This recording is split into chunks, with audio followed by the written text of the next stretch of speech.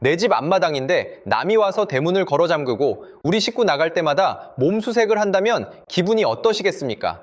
상상만 해도 자존심이 상하시죠?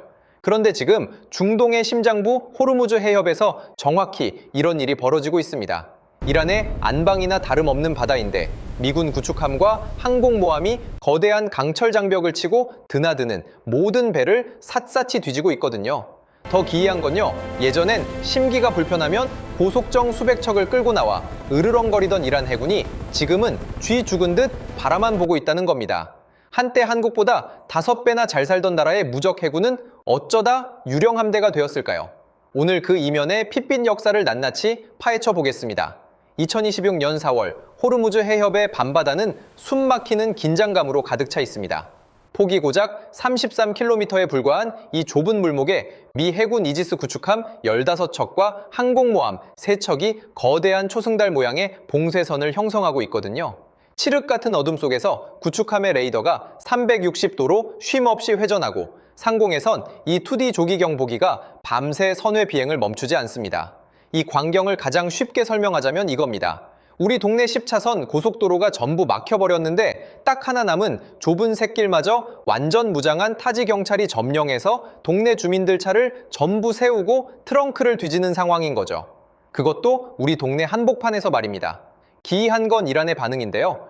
불과 몇 년 전만 해도 미군 함정이 이 근처에 얼씬거리면 혁명수비대 소속 고속정 수십 척이 벌떼처럼 몰려들어 위협 기동을 펼치곤 했거든요. CNN 카메라에 잡힌 그 아슬아슬한 장면들 기억하시는 분들 많으시죠?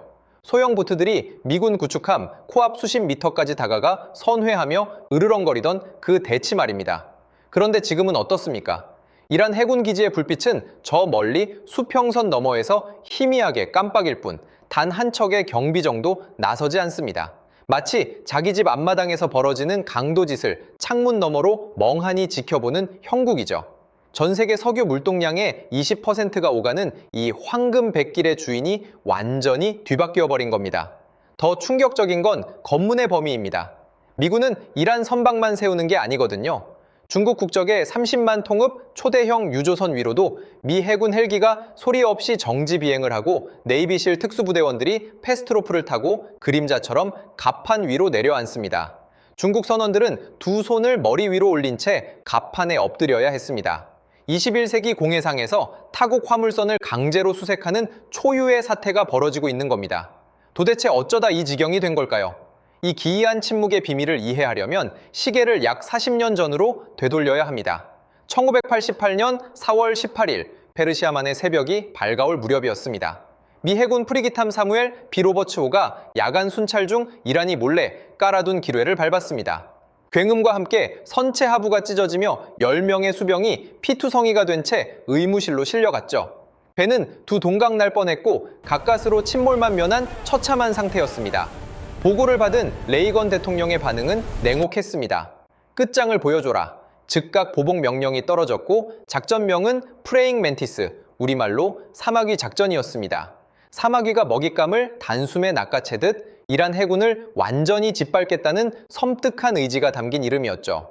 그날 오전 8시 미 해군 구축함들이 이란의 해상 원유 플랫폼 사산을 향해 일제히 포문을 열었습니다. 시뻘건 화염이 철골 구조물을 집어삼키고 시커먼 연기 기둥이 하늘 높이 치솟았습니다. 잠시 후 미 해병대원들을 태운 헬기가 불타는 플랫폼 상공에 도착했고 대원들은 거친 파도와 열기 속에서 밧줄을 타고 구조물 위로 강하했습니다. 그들의 임무는 단 하나, 폭약을 설치하고 이란의 해상 전초기지를 완전히 잿더미로 만드는 것이었습니다. 이란 해군도 가만히 있지 않았습니다. 조장급 호위함과 보그하머, 고속정들이 방역에 나섰거든요. 하지만 결과는 처참했습니다. 미군 A-6 공격기에서 발사된 하푼 대함 미사일이 이란 호위함 조잔의 옆구리를 정확히 관통했고 순식간에 배는 불덩어리가 되어 바다 아래로 가라앉았습니다. 마치 어른이 아이의 장난감 배를 발로 걷어차듯 일방적인 학살이었죠. 이날 하루, 정확히 말하면 직장인들이 8시간 근무하는 그 짧은 시간 동안 벌어진 일입니다. 이란 해군은 호위함 2척이 격침되고 고속정 6척이 파괴되었으며 수많은 장병이 차가운 바다에 수장되었습니다. 반면 미군 피해는 헬기 한 대 추락이 전부였습니다. 제2차 세계대전 이후 미 해군 최대 규모의 해상 전투였지만 결과는 너무나 허무할 정도로 일방적이었죠. 이 충격적인 패배가 이란 군부에 남긴 트라우마는 뼈 아팠습니다. 정면으로 붙어서는 절대 이길 수 없다는 교훈이었거든요. 그래서 그들이 짜낸 고육지책이 바로 벌떼 전술이었습니다. 비싼 군함 대신 값싼 소형 고속정 수백 척을 동시에 사방에서 달려들게 해서 미군의 화력망을 포화시키겠다는 계산이었죠. 실제로 한동안은 꽤 위협적인 전략으로 평가받았습니다. 그런데 40년이 흐른 지금 이 전술마저 완전히 무력화되어 버린 거죠. 이란의 벌떼 전술이 왜 더 이상 통하지 않는지 이해하려면 미 해군의 현대 방어 체계를 좀 들여다봐야 합니다. 저 어렵게 들리시겠지만 아주 쉽게 설명해 드릴게요. 옛날 오락실에서 두더지 잡기 게임 해보신 적 있으시죠? 구멍에서 두더지가 불쑥불쑥 튀어나오면 망치로 후려치는 그 게임 말입니다. 이란의 벌떼 전술은 두더지 숫자를 수백 마리로 늘려서 사람 손으로는 도저히 다 못 잡게 만들겠다는 발상이었습니다. 실제로 1980년대까지는 꽤 그럴듯한 위협이었거든요. 그런데 지금의 이지스 시스템은요, 게임판 자체가 완전히 바뀌어버린 겁니다. 컴퓨터가 두더지 수백 마리의 위치를 동시에 파악하고 전자동 망치가 0.01초 만에 우선순위를 정해서 척척 내려칩니다. 심지어 어느 구멍에서 두더지가 튀어나올지 미리 예측까지 해버리죠. 사람 손이 아무리 빨라도 기계를 이길 수는 없는 노릇입니다. 하지만 진짜 무서운 건 이지스 시스템 하나가 아닙니다. 미군은 니프카라고 불리는 해군 통합 화력 제어망으로 모든 함정과 항공기를 하나의 거대한 뇌처럼 연결해 놓았거든요. 호르무즈 상공 1만 미터에서 선회하는 이 2D 조기 경보기의 눈, 수면 아래 잠수함의 소나, 위성에서 내려다보는 적외선, 카메라까지 실시간으로 정보를 공유합니다. 이걸 권투 경기에 비유하면 이런 거예요. 나는 캄캄한 안대를 끼고 링에 올랐는데 상대는 심판 눈, 코치 눈, 관중석 수천 명의 눈까지 전부 실시간으로 공유하면서 싸우는 거예요. 내가 주먹을 뻗기도 전에 어디서 펀치가 날아올지 이미 다 보이는 거죠. 이란의 고속정들이 아무리 빠르게 달려들어도 출항하는 순간부터 궤적이 전부 추적당합니다. 제 아무리 벌떼처럼 몰려와도 미군 입장에서는 번호표 뽑고 줄선 표적일 뿐입니다. 여기에 SM-6 미사일의 등장은 마침표를 찍었습니다. 과거의 미사일은 눈을 감고 돌을 던지는 것과 비슷했습니다. 발사할 때 조준한 방향으로 날아갈 뿐이었죠. 하지만 SM-6은 다릅니다. 던져진 돌이 살아서 스스로 360도 회전하며 표적의 미간을 찾아 꽂히는 마법의 화살인 겁니다. 게다가 한 발에 수십억 원 하던 미사일 가격도 대폭 낮아져서 이란의 수백만 원짜리 고속정을 잡는데 경제적 부담도 크지 않습니다. 40년 전 뼈아픈 패배 끝에 궁여지책으로 만든 벌떼 전술이 이제는 오히려 가장 치우기 쉬운 쓰레기가 되어버린 비극인 거죠. 근데 진짜 소름 돋는 이야기는 지금부터입니다. 미군의 해상 봉쇄가 겨냥하는 건 이란만이 아니거든요. 2026년 3월 어느 날 밤 호르무즈 해협 한가운데서 벌어진 일입니다. 중국 국적의 30만 통읍 초대형 유조선 동방홍 17호가 평소처럼 원유를 싣고 본국으로 향하고 있었습니다. 갑자기 어둠 속에서 굉음이 들려왔죠.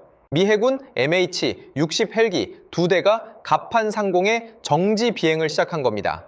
회전 날개가 일으킨 바람에 갑판 위 밧줄들이 미친 듯이 휘날렸고 네이비실 대원 12명이 패스트로프를 타고 그림자처럼 내려앉았습니다. 중국 선원들은 두 손을 머리 위로 올린 차에 갑판에 엎드려야 했습니다.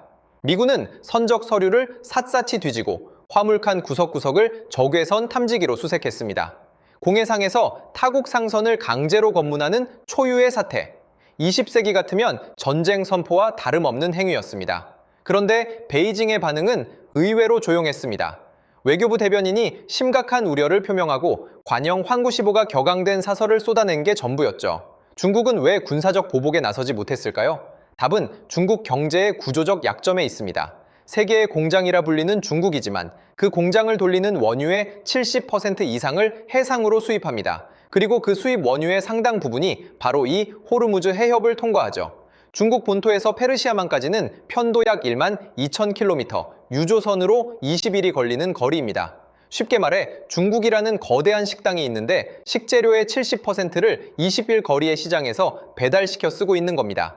그런데 그 배달 경로의 유일한 길목을 경쟁 업체가 점령하고 배달 트럭을 막아 세우기 시작한 거죠. 식당 주인이 아무리 화가 나도 당장 배달이 끊기면 한 달 안에 주방이 멈춥니다. 손님한테 음식을 못 내놓으면 가게 문을 닫아야 하고요. 중국의 전략 석유 비축량은 약 91분으로 알려져 있습니다. 석 달이면 괜찮아 보이시겠지만 그건 모든 경제활동을 평소대로 유지했을 때 이야기입니다. 바다가 막혔다는 공포가 퍼지는 순간 공장들은 앞다퉈 기름을 사재기하고 가격은 폭등하고 물류는 마비됩니다. 14억 인구의 분노가 어디로 향할지 중남아의 지도부가 모를 리 없습니다. 시진핑 주석이 이를 악물고 참을 수밖에 없는 이유죠. 그렇다면 이란은 완전히 고립무원일까요? 겉으로 보기엔 그렇습니다. 하지만 바다 밑에는 눈에 보이지 않는 또 다른 물길이 흐르고 있습니다. 밤 11시 호르무즈 해협에서 약 200헬이 떨어진 오만만 해역. 선체 페인트가 벗겨지고 녹이 세운 낡은 유조선 한 척이 불을 끄고 미끄러지듯 항해합니다. 선박 자동 식별 장치, 그러니까 바다 위의 GPS라고 할 수 있는 AIS 송신기를 꺼버린 상태입니다. 공식적으로는 존재하지 않는 배죠. 이른바 다크플릿, 우리말로 유령 함대입니다. 이 유령선들의 출발지는 러시아의 극동 항구들입니다. 서방의 경제 제재로 정상적인 원유 수출길이 막힌 러시아가 꺼낸 카드죠. 배의 소유주는 서류상 파나마나 라이베리아 같은 편의치적국에 등록된 페이퍼 컴퍼니입니다. 선장과 선원들은 입을 꾹 다물고 화물의 행선지는 수시로 바뀝니다. 낮에는 미군 위성과 드론의 눈을 피해 숨죽이고 밤이 되면 움직입니다. 미군의 해상 초계기가 지나가면 급히 AIS를 켜서 평범한 상선인 척하다가 초계기가 사라지면 다시 유령이 됩니다. 이 유령선들이 실어 나르는 건 러시아산 원유와 디젤만이 아닙니다. 무기 부품, 전자장비, 심지어 드론 기술까지 이란으로 흘러들어갑니다. 미국의 첨단 감시망 아래에서 벌어지는 거대한 지하 물류 시스템인 거죠. 미군도 이 사실을 모르지 않습니다. 문제는 유령선을 일일이 추적해서 납포하려면 엄청난 자원이 든다는 겁니다. 호르무즈 해협은 좁아봐야 폭이 33km지만 유령선들이 우회하는 오만만과 아라비아해까지 합치면 감시해야 할 해역이 수백만 제곱킬로미터로 불어납니다. 게다가 유령선 한 척을 잡았다가 러시아 국적 선원이 나오면 외교 문제가 터집니다. 중국 상선을 검문하는 것과는 차원이 다른 리스크죠. 물리적 봉쇄만으로는 이 지하 경제의 끈질긴 생명력을 완전히 끊을 수 없습니다. 미국이라는 패권국조차 막지 못하는 어둠 속 돈줄이 계속 흐르고 있는 겁니다. 자, 여기서 우리는 판을 완전히 뒤집는 질문을 하나 던져야 합니다. 이 모든 일이 도대체 우리 한국과 무슨 상관일까요? 여기서 균형 잡힌 시각을 위해 반대 시각을 한번 볼게요. 호르무즈 해협이 좀 시끄럽다고 해도 한국이랑은 먼 나라 이야기 아닌가요? 우리는 사우디랑 UAE에서 직접 원유를 사오는데 이란 문제가 왜 우리 기름값에 영향을 줍니까? 충분히 그렇게 생각하실 수 있습니다.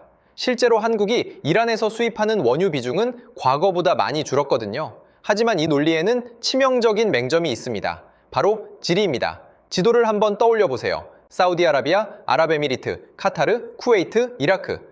한국이 원유를 사오는 중동 산유국들이 전부 페르시아만 안쪽에 있습니다. 그리고 이 페르시아만에서 인도양으로 나가는 유일한 출구가 바로 호르무즈 해협이에요. 이란에서 직접 기름을 안 사더라도 우리가 사오는 기름의 상당 부분이 이 병목을 통과해야 합니다. 결국 호르무즈 해협이 막히면 어디서 기름을 사느냐는 의미가 없어집니다. 다 막히는 거니까요. 실제로 이런 일이 과거에 벌어진 적이 있습니다.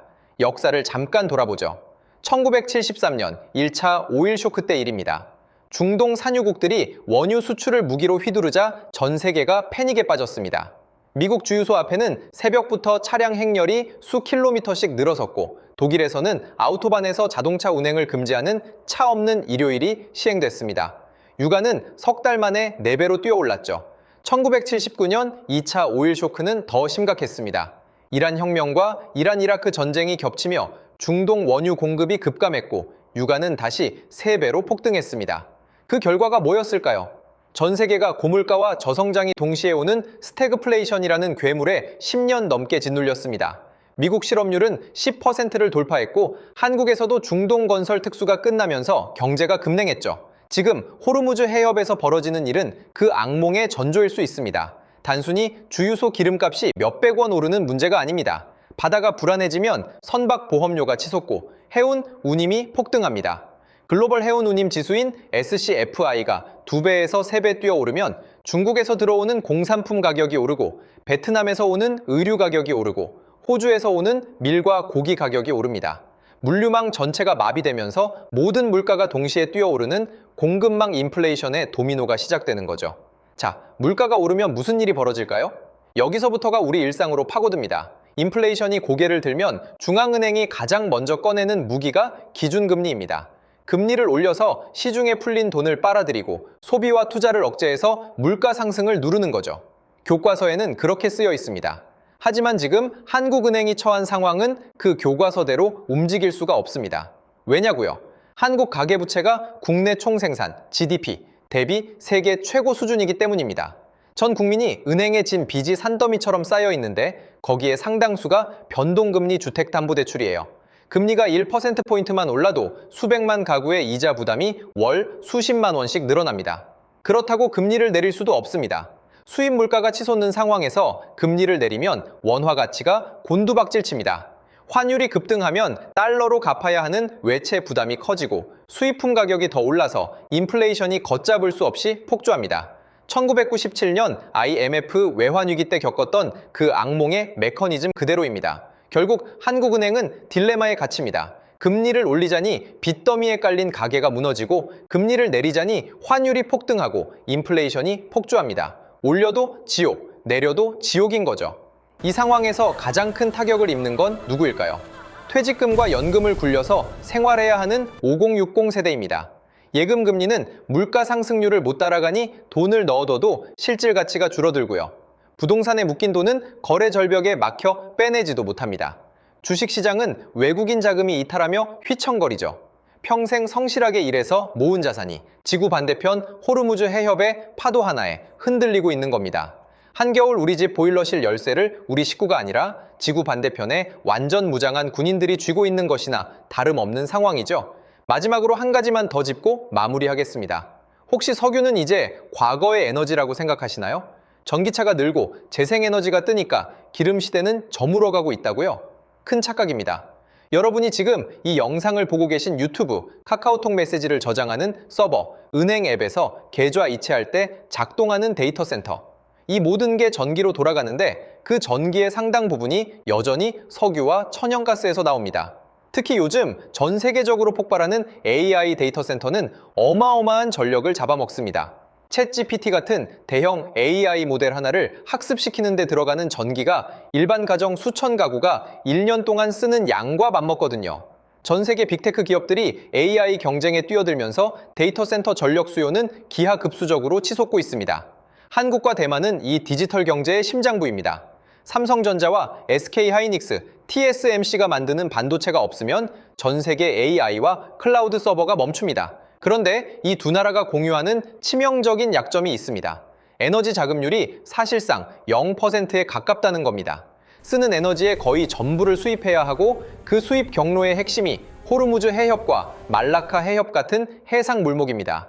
만약 호르무즈 해협이 장기간 막힌다면 단순히 주유소 기름값이 오르는 문제가 아닙니다.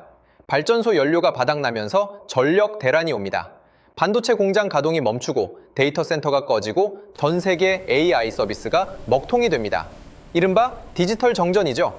21세기 세계 경제를 움직이는 보이지 않는 심장이 멈추는 겁니다. 압도적인 기술과 무력으로 세계의 에너지 혈관을 쥐어짜는 미국, 숨죽이며 반격의 기회를 엿보는 이란, 분노하지만 당장 맞설 수 없는 중국, 어둠 속에서 돈줄을 대는 러시아. 이 거대한 체스판 위에서 에너지 자급 능력이 없는 한국은 남의 손에 운명이 달린 말, 자에 가깝습니다. 스스로 에너지를 통제하지 못하는 국가는 강대국의 체스판 위에서 이리저리 끌려다니는 말로 전락합니다. 지금 이 순간에도 호르무즈 해협의 파도는 여러분 계좌의 숫자를 뒤흔들고 있습니다. 이 거대한 지각 변동 속에서 우리는 어떤 생존 전략을 가져야 할까요? 여러분들의 깊은 생각을 댓글로 나눠주시면 감사하겠습니다.